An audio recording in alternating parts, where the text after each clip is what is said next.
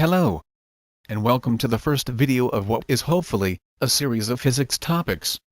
The aim of these videos is to hopefully provide a useful revision tool for people, including myself, or even allow people who are interested to learn something new.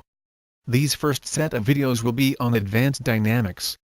As for prerequisite knowledge, I will assume you are strong at mathematics and have a working knowledge of simpler dynamics problems, such as bodies with constant acceleration, for example projectiles, and Newton's 3 laws of motion, to name a few.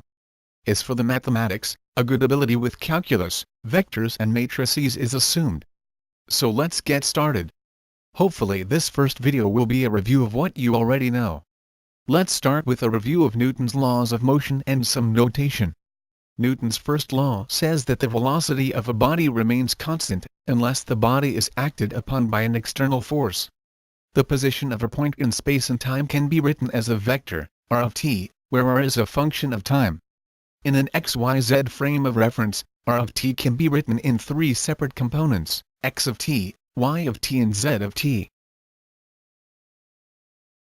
Newton's second law says that the acceleration of a body is directly proportional to the resultant force of the body, and is in the direction of the resultant force. This can be written as: similar to the position vector, we can write the force and acceleration vector in terms of the 3 separate components. The relationship between the position, velocity and acceleration can be written as time differentials. The acceleration, a, is the second time differential of the position, r. That is, d2, r, by dt squared, equals a. This can also be written as a equals r dot dot. Writing this as separate components, we have: velocity is the time differential of position. That is v equals r dot. The length of the velocity vector, or the speed, is given by the square root of the sum of the square of each component. Hence, Newton's second law can be written as: Newton's third law says that for every action, there is an equal and opposite reaction.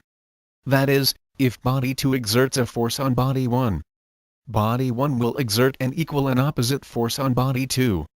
Hence, the sum of internal forces equals 0.